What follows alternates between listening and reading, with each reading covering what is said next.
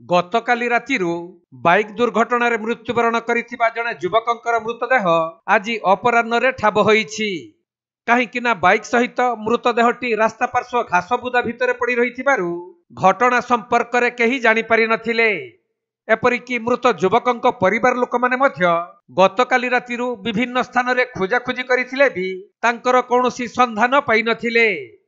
एपरी एक अभावनीय दुखद घटना घटिछि बालेश्वर जिला बस्ता निकट गुड़ीखाल दरड़ा रास्तार बाईगणडीहा छक निकटरे। मिलिथिबा सूचना अनुसार बस्ता थाना धूलीउड़ा ग्रामर विनय जेना नामक जने युवक गतकाली संध्यारे कौनसी काम पाई बाइक जुगे दरड़ा अभिमुखे जाउथिले। हेले गुड़ीखाल दरड़ा रास्तार बाईगणडीहा छक निकटरे बाइकटी भारसाम्य हराई रास्ता पार्श्व थिबा गछकु धक्का देबा परे रास्ता पार्श्व घासबुदा भितरकु खसी पड़िथिले।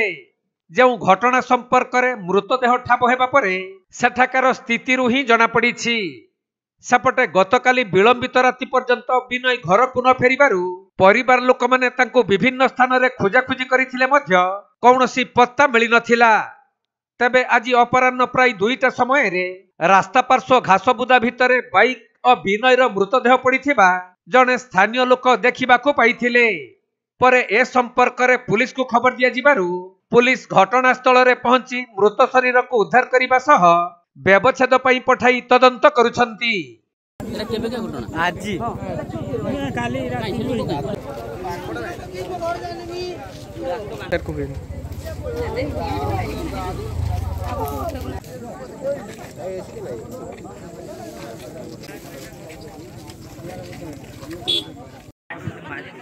बालेश्वर जिला बालियापाड़ सुभाष दास रिपोर्ट कोणार्क लाइव।